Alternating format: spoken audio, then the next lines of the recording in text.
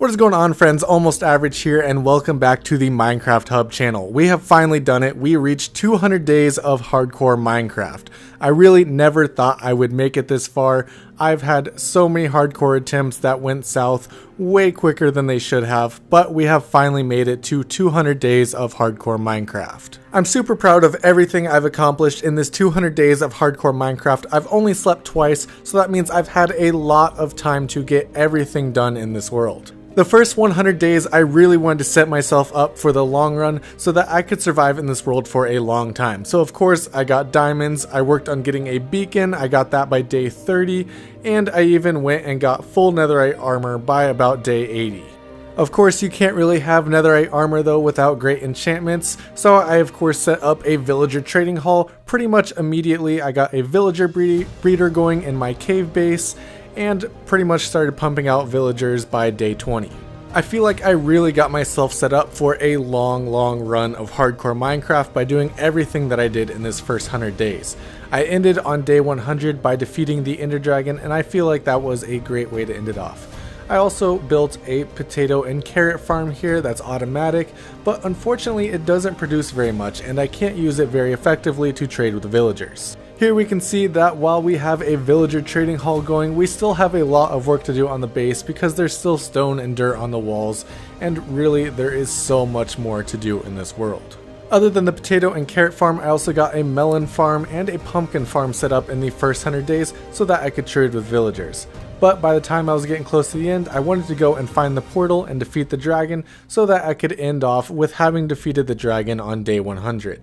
Before doing that though, I went back to my base, got some potions ready, and finished off a few final projects that I wanted to do around my base before actually jumping into the portal and taking on the dragon. At this point, I had already defeated the Wither, so I was pretty confident about defeating the Ender Dragon, as that fight is fairly easier than the Wither fight. And especially since now I had full netherite armor, I knew it wasn't going to be a problem at all taking on the dragon.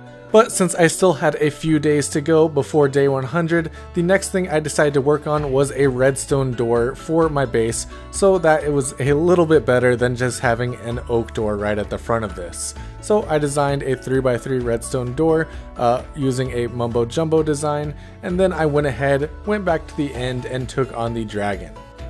And just like I figured, the fight was very easy. I took basically no damage, got thrown up in the air maybe once or twice, but had potions of slow falling, so it was really no problem at all. With this being done, I headed back to my base and I got to watch the sunrise on day 100. Of course though, since I don't sleep, I had to deal with a few phantoms while trying to watch the sunrise, but now I had finally made it to the biggest goal that I had ever reached in hardcore Minecraft. And while having full netherite does make things a little bit easier, I still have to deal with a ton of mobs, so it hasn't gotten too easy on me yet. Now that we've covered the first 100 days of hardcore Minecraft, let's take a look at what I did in the second 100 days of hardcore Minecraft.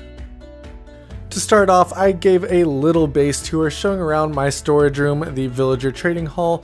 Back here is where my mine and beacon are. Unfortunately, I still haven't built a redstone door here, but that is going to be a project we do in the future to make that part look nice.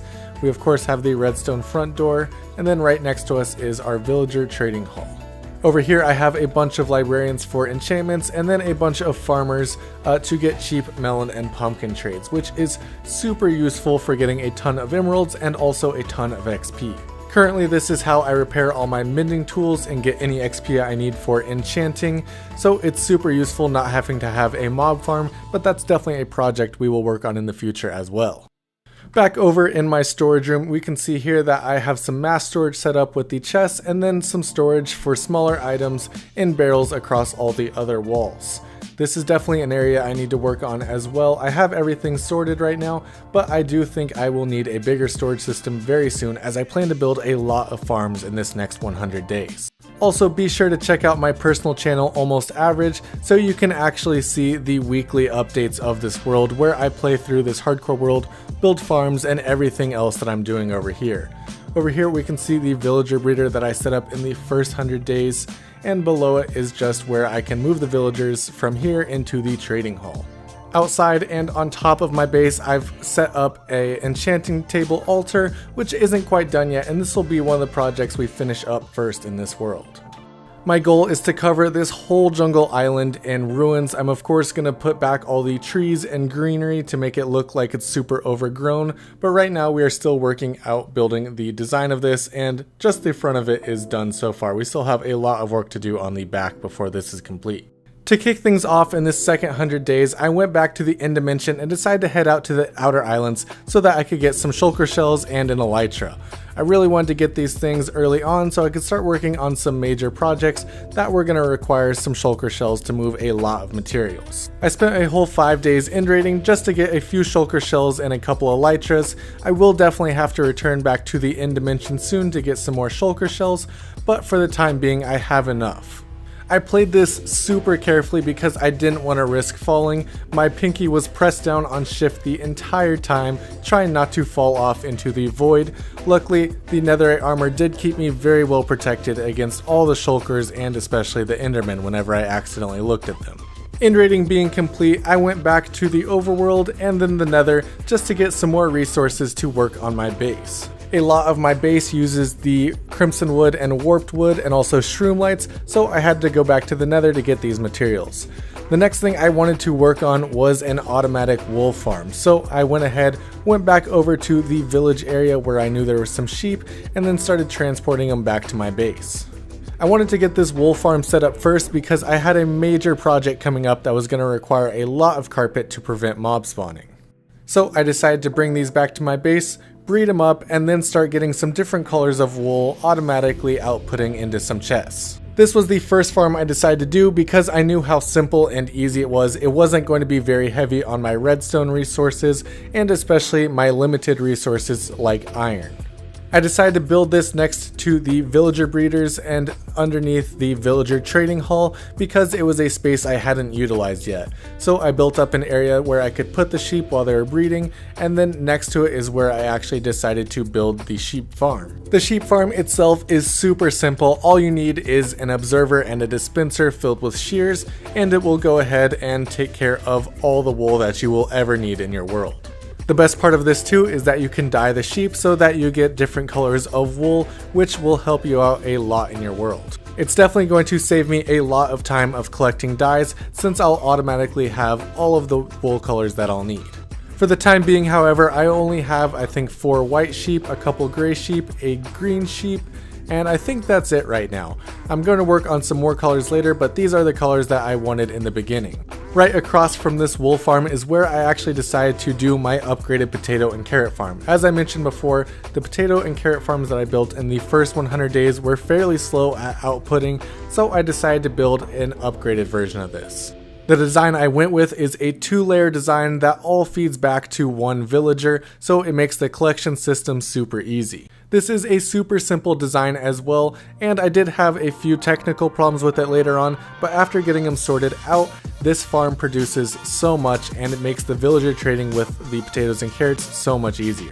After finishing up those 2 farms, I decided to do some work on cleaning up my base. A lot of the walls were still the outside cave colors, so I need to get rid of all the stone, dirt, and sandstone in order to put in all the deep slate tiles that I was using. I absolutely love the look of this new deep slate block. It's super nice and makes the base look really clean, really dark, and it's very easy to work with other blocks as well, adding bits of color here and there around your base. Unfortunately though, it is a pain to collect. But fortunately, with my Haste 2 beacon and Efficiency 5 pickaxe, it is a bit easier now than it was when I first started playing this world. After finishing up the walls and the ceiling, I went up to the top of my base where the enchantment altar was, and I started working on that. I wanted this thing to look very decayed, and so I used a lot of different stone variants and some deep slate variants as well to make it look like it had been there a while. I'm definitely going to work more on all these variants later on, as this is something I want to do basically across the whole island as I build more ruins for other projects that I work on. And of course, all this needs to look super overgrown, so I'm going to add back all the jungle trees, I'm going to make bushes, and I'm going to make this place look like it's been here for a lot of years. I also have to mention that this is looking amazing so far with shaders. I just tested it out a little bit. I like looking at things I build with shaders on sometimes just to see how things are looking.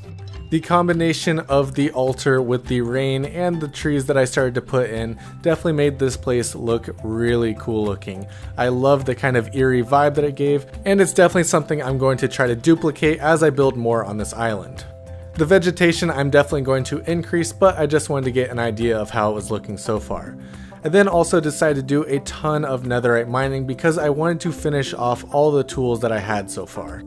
I just needed 3 more pieces of netherite to do my shovel, my axe, and my sword, and then I'd be fine. Unfortunately though, that means I had to find 12 pieces of ancient debris, but after a while of mining, I managed to get all that I needed to have a full complete set of tools.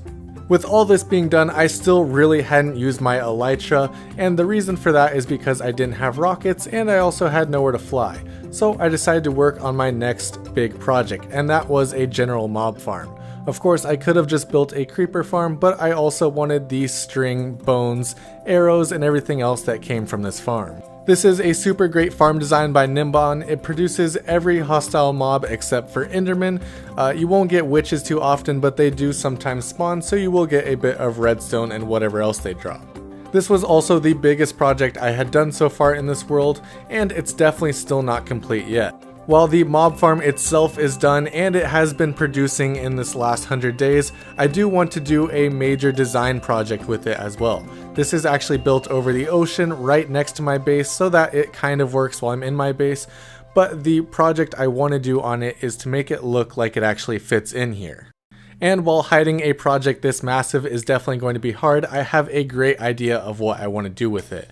I'm basically going to build a giant volcano over this, so it's going to be a huge terraforming project that I take on in the future. This volcano is going to connect up with my base, so should give me a lot more room for storage, which is going to be super nice considering that during this 100 days I decided to gather a lot of resources. Of course, I was building farms and I needed some packed ice, but while I was out getting the ice, I decided to just mine a ton of it. I ended up with I think 2 shulker boxes of packed ice, which is of course super useful for item elevators, transportation systems, and everything like that. While boating back to my base, I saw a mesa biome, and I figured why not collect a ton of terracotta.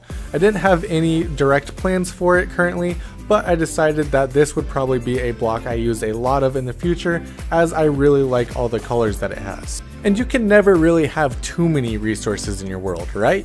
My goal for this was basically just to clear all the terracotta off this hill, so I ended up with 2 to 3 shulker boxes of terracotta.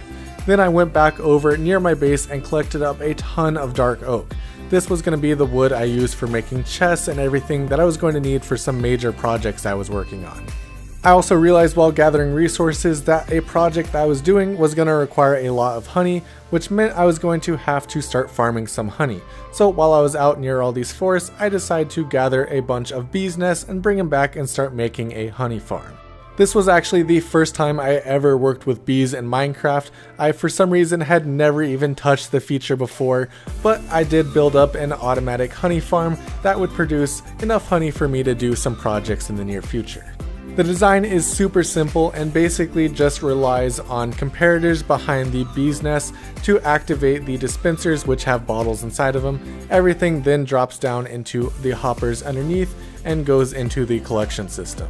While this bee farm is super small, I didn't really need that much honey, so I figured it would be able to fill my needs. While waiting for the honey I needed, I decided to work on a project that didn't need honey, and that was going to be an iron farm. I built this right above my base as well, just so that it could produce a ton of iron while I was working on my base. And this is a super simple design by Nimbon that actually produces a ton of iron. In just 2 hours of getting this farm up and running, it produced over 7 stacks of iron blocks, which is basically enough to make 2 full beacons. I will definitely swear by this iron farm in every single world I ever work on. It is absolutely amazing at how fast it produces iron. It is, of course, annoying to work with these villagers and getting them all into place, but because of my villager breeder, it is super easy to get them up here at least. After getting all the villagers and the zombie in place, this farm was finally up and running and producing iron golems. It took a little bit to get everything sorted out. There was a couple problems on the north side of this, but after getting that figured out, this thing started producing way more iron than I was ever going to need. I absolutely love building overkill farms that produce way more than I need. Even if I don't need it, I at least have those options available. This now being done, it does look super ugly, but that is something we are going to work on. I have a few ideas in mind of how to make this thing look better, but that's going to have to wait for the next 100 days of hardcore Minecraft. The next thing I decided to work on was actually a transportation system for the melon and pumpkin farms that I had down in my mines. I decided to build a water elevator and bring everything up directly into my storage system so that every time I wanted melons and pumpkins, I didn't have to go all the way down in my mine to get them. This was also just a really fun project. I hadn't worked a lot with transportation systems before, so it was nice to do this rather than build the massive farms that I had been doing for the past 75 days. It requires super minimal redstone, basically just a comparator that activates a dispenser which spits everything out into the water stream and brings it straight into my base. With that being done, I started working on my next massive farm design, and that was actually for a bone meal and moss farm. This produces all the variants of moss, the moss carpet, the azalea trees, everything, which is going to be super useful for making my island seem very natural. This is an Ilmengo design of a bone meal farm, but I altered the collection system so that it actually produces bone meal and moss and is still self-sufficient so that I'll never have any troubles of running out of either bone meal or moss as long as this is running.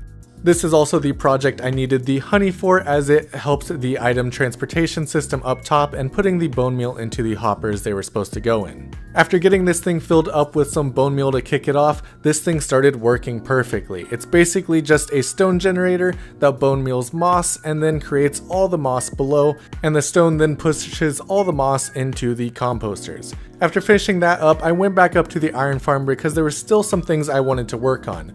Of course, the 4 kill chambers were working perfectly and dispensing all the items into these chests, but I actually wanted to make a unified kill chamber where all these things would be collected right inside my base. So I went ahead and dug down the tunnels of where the iron golems would actually fall and made the kill chambers down there so that they would actually collect right in my base. I instead made it 2 kill chambers instead of 4 and basically made it so the north and south side both pushed into the hoppers. This design makes it super easy to collect the iron and have it all in one place, and by doing it this way, all this would be inside my base as well. As you can see though, it's stone all around, and I still have to work on actually connecting it up to my base. But to finish off the 200 days of hardcore Minecraft, I decided to go and beat another boss of the game, kind of a half boss, which would be the Elder Guardians. So I decided to go and clear out the ocean monuments where I knew were super close by, and I figured since I had all the armor to do it, I might as well do it now. Unfortunately, however, there was no sponge rooms in the first ocean monument I cleared, but I did end up managing to find some sponges in the second ocean monument I cleared. So after doing that, I decided to actually drain one and take out all the rooms inside of it so that I had a full ocean monument that I could work on in the future. I absolutely love ocean monument projects, and I've never actually done one in my own world, so this is something that I wanted to do too. Even though I cleared this out and got it ready to do a project, this is not something I'm going to be doing for a long time. This will probably be something thousands of days down the road when I run out of projects to do on my main island. I got this entire thing cleared out by day 199 though, so now it was time to head back to my base and do a little celebration of everything I had done in this past 100 days. As the sun rose, I realized I had done so much in this past 100 days. I decided to celebrate and watch the sunrise underneath my iron farm, which was one of my big projects of this 100 days, and I really wanted to celebrate since I had done so much. I didn't end up sleeping a single time in this last 100 days, and that of course has caused many problems with phantoms, but other than that, it's given me a lot of time to get things done. Just in this last 100 days, I had built an automatic wool farm, an automatic potato and carrot farm that produced a lot more than my original designs. I built this amazing iron farm and a super efficient moss and bone meal farm, which is really going to help me out as I turn this entire island into my personal base. That is all that I have for you guys today though. Thank you guys so much for watching. If you enjoyed this video and want to see more of this hardcore world, definitely go check out my personal channel, Almost Average, where I play this series weekly. Also, if you're new to this channel, be sure to hit that subscribe button as well. We produce a ton of different daily Minecraft content, so you'll definitely like some of the content we have over here. Thank you guys so much for supporting me in this 200 days journey though. A lot of you were asking for 200 days right after the first 100 days, and I'm pretty happy to have this out fairly quickly after that first 100 days. And considering I play about 25 days of this world a week, we'll probably have the 300 days episode out in about a month from now. That is all that I have for you guys today though. Thank you guys so much for watching, and I'll see you next time.